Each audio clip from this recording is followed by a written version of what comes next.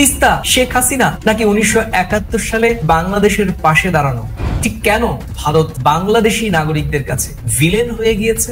ভারত এবং পাকিস্তানের যুদ্ধ বাঁধলে বাংলাদেশের কত শতাংশ মানুষ পাকিস্তানের পক্ষ নেবে? 1971 সালে যে দেশের বিরুদ্ধে কাঁধে কাঁধ মিলে ভারত এবং বাংলাদেশের মানুষ লড়াই করেছিলেন, আজকে কেন হঠাৎ করে পূর্বশত্রু বন্ধু হয়ে গিয়েছে? কিংবা ভারত পাকিস্তান যুদ্ধে সীমান্ত বন্ধ হলে বাংলাদেশের অভ্যন্তরে কতটা নেতিবাচক প্রভাব পড়বে? এসব প্রশ্নের উত্তর খুঁজবো আমরা।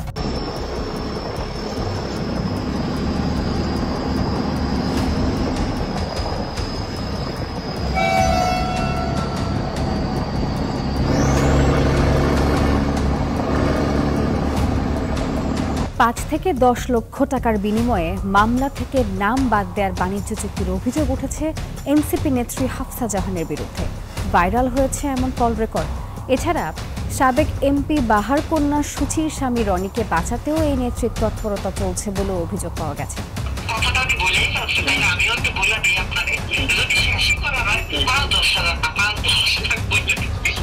মামলা থেকে অব্যাহতি দিতে বাদী পক্ষকে এভাবেই পরামর্শ দিচ্ছেন এনসিপি নেত্রী হাফসা জাহান। ফোনে এই নেত্রীকে বলতে শোনা যাচ্ছে 5 থেকে 10 লাখ ছাড়া মামলা শেষ করা যাবে না। মুক্তি দেওয়া হয়েছে ব্যারিস্টার সুমনকে, আর হত্যা মামলায় কারাগারে থাকা এই সংসদ সদস্যের মুক্তির একটা ভিডিও আমরা সোশ্যাল মিডিয়াতে দেখছি, যে তিনি একটা প্রাডো টাইপের গাড়িতে ঘুরছেন, গলার মালা, তারপর মানুষ তার পেছনে হাজার হাজার। এখন ঘটনা হচ্ছে, এজন্যই তো বলি যে এনসিপির নেতারা এত তাড়াতাড়ি রাতারাতি আঙ্গুল ফুলে কিভাবে কলা গাছ হয়ে গেল, একবার কি চিন্তা করতে পারছেন? দেখুন, বাংলাতে একটি কথা আছে, যে লঙ্কায় যায় সেই রাবণ হয়। আরেকটি কথা আছে, সারা অঙ্গে ঘা, ওষুধ দিবে কোথায়? এই যে দেখেন, জুলাই অভ্যুত্থানের পর থেকে সাধারণ মানুষজন কিন্তু এনসিপি জাতীয় নাগরিক পার্টির উপর ভরসা করছে, কিন্তু বর্তমানে এসব জাতীয় নাগরিক পার্টির সদস্যদের ব্যাকগ্রাউন্ড কি বের হয়ে আসছে আপনারা কি একবারও চিন্তা করতে পারছেন? এরাই নতুন সংস্কারের জন্য শেখ হাসিনাকে বাংলাদেশ থেকে তাড়িয়ে দিল, আবার এরাই নাকি আবার সেই আওয়ামী লীগের সদস্যদেরকে মামলা খারিজ করে দিতে অথবা বাংলাদেশ থেকে বিদেশে পাচার করে দেওয়ার জন্য প্রত্যেক জনপ্রতি 5 থেকে 10 লক্ষ টাকা চাঁদা নিচ্ছে। এভাবে যদি বাংলাদেশ চলে তাহলে আগামীতে বাংলাদেশ কোথায় গিয়ে দাঁড়াইবে? সাধারণ মানুষজন কি করবে একবারও কি চিন্তা করেছেন? এবং আমরা যার হাতে বর্তমানে বা ভবিষ্যতে এই বাংলাদেশকে তুলে দিতে যাচ্ছি, তারা কতটা নিকৃষ্ট এবং সময়ের প্রয়োজনে তারা নিজের স্বার্থ হাসিলের জন্য কতটা জঘন্যতম হতে পারে, এই ভিডিওটি এবার আপনারা দেখলে বুঝতে পারবেন। তো দর্শক, আর বেশি দেরি করবেন না, চলুন এবারে আমরা ভিডিওতে একটা লাইক দিয়ে চ্যানেলটি সাবস্ক্রাইব করে সাধারণতভাবে 2টা ভিডিও, ইম্পর্টেন্ট ভিডিও দেখে আসি, তাহলে মূল ভিডিওর আসল ঘটনা আমরা বুঝতে পারবো। 5 থেকে 10 লক্ষ টাকার বিনিময়ে মামলা থেকে নাম বাদ দেওয়ার বাণিজ্য চুক্তির অভিযোগ উঠেছে এনসিপি নেত্রী হাফসা জাহানের বিরুদ্ধে। ভাইরাল হয়েছে এমন কল রেকর্ড। এছাড়া সাবেক এমপি বাহার কন্যা সুচির স্বামী রনিকে বাঁচাতেও এই নেত্রীর তৎপরতা চলছে বলে অভিযোগ পাওয়া গেছে। এ নিয়ে বিশেষ রিপোর্ট।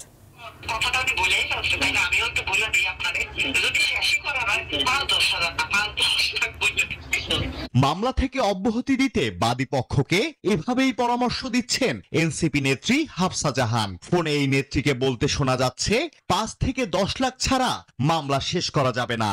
এই রফা দফা মূলত কুমিল্লা সদরের সাবেক সংসদ সদস্য হাজী আকম বাহাউদ্দিন বাহারের কন্যা তাহসিন বাহার সূচনার স্বামী সাইফুল ইসলাম রনির জন্য।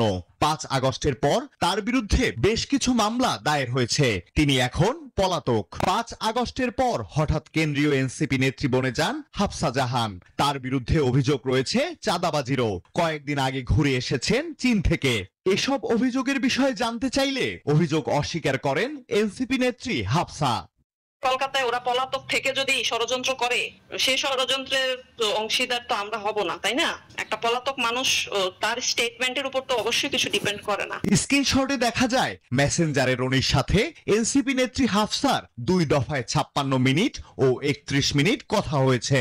অন্যদিকে মামলার বাদী ইনজামামুল হক ভিডিও বার্তায় হাফসার সাথে কথোপকথনের বিষয়টি স্বীকার করেছেন। আমার নাম ডেডিকেট করে বলছে, ছেলেটা গরিব, ওর 5,000 টাকা দিয়ে দাও, মানুষ শেষ করে দিবে, বিভিন্ন জায়গায় যাচ্ছে, বিভিন্ন জায়গায় ফান্ডিং কালেক্ট করছে, বিভিন্ন সরিষার দূষণ, বিভিন্ন দূষণের ব্যবসায়িক আছে, তাদের থেকে কালেক্ট করতেছে হাফসা জাহান। বৈষম্য বিরোধী ছাত্র আন্দোলনের নেতৃবৃন্দ ও এনসিপির কিছু কর্মীরা এমন পরিস্থিতি তৈরি করে আওয়ামী লীগকে সুযোগ করে দেয়ায় ক্ষোভ প্রকাশ করেছেন শহীদ পরিবারের সদস্যরা। বাংলাদেশ আওয়ামী লীগের যে সকল এমপিরা ছিলেন বা আওয়ামী লীগের যে সকল নেতারা ছিলেন তাদের মধ্যে ওয়ান এন্ড অনলি ব্লুটুথ বয় ছিলেন ব্যারিস্টার সাইদুল হক সুমন। বিভিন্ন কারণে আলোচিত আবার সমালোচিত, তবে তার সাপোর্টার শ্রেণীর সংখ্যা আসলে কিন্তু বাংলাদেশে বেশি।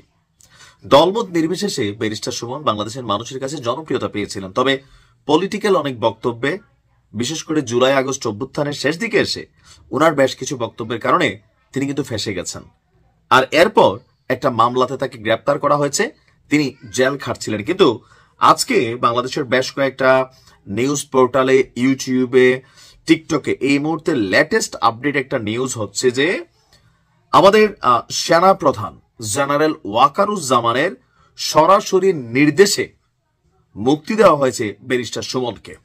আর হত্যা মামলায় কারাগারে থাকা এই সংসদ সদস্যের মুক্তির একটা ভিডিও আমরা সোশ্যাল মিডিয়াতে দেখছি যে তিনি একটা প্রাডো টাইপের গাড়িতে ঘুরছেন, গলার মালা, তারপর মানুষ তার পেছনে হাজার হাজার।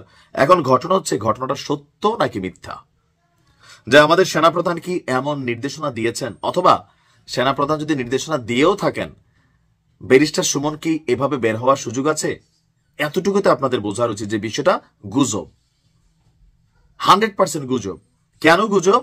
সেনাপ্রধানের নির্দেশে কারাগারে মানে আটক থাকা কোনো ব্যক্তি, জেলে আটক থাকা কোনো ব্যক্তি যার বিরুদ্ধে একটা মামলা চলমান আছে, রিমান্ড চলছে, যার শুনানি চলছে, তো এই মুহূর্তে সেনাপ্রধান একটা ফোন দিলেন আর কারা কর্তৃপক্ষ তারা ওইখান থেকে ছেড়া দিল। এটা কি থানার মতন যে ধরেন জিজ্ঞাসাবাদের জন্য 4 জন লোকের পুলিশ ডাক দিয়ে গাড়িতে তুলছে, থানায় নিয়ে জিজ্ঞাসাবাদ চলতেছে, তারপর উপর থেকে কোনো নেতা, মন্ত্রী, এমপি হ্যালো করলো যে ওরে মামলাতে ঢুকানো, ওরে ছেড়া দাও? এটা কি এরকম? এতটুকু তো আপনাদের কমন সেন্স থাকার কথা, যারা সেনাপ্রধানের গাইড লাইয়া 14 গোষ্ঠী উদ্ধার করতেছেন, যে এই তো দেখো আকার আওয়ামী লীগের দোষর, এই না সেই না। হ্যাঁ দর্শক, আপনাদেরকে অসংখ্য ধন্যবাদ এতক্ষণ পর্যন্ত এই গুরুত্বপূর্ণ নিউজ এপিসোডটি দেখার জন্য। দর্শক, পরিশেষে আবারও আপনাদের কাছে একটি মাত্র অনুরোধ করছি, ভিডিওতে একটা লাইক দিয়ে চ্যানেলটি সাবস্ক্রাইব করে সর্বদা প্রতিটি সময় আমাদের সাথেই থাকবেন। এবং পরিশেষে আপনার যদি এই ভিডিও সম্পর্কে কোনো মতামত থেকে থাকে তাহলে অবশ্যই এই ভিডিওর কমেন্ট বক্সে ছোট্ট করে অথবা 2-1 লাইনের মধ্যে আপনার গুরুত্বপূর্ণ মতামত তুলে ধরতে কোনোভাবেই ভুলবেন না।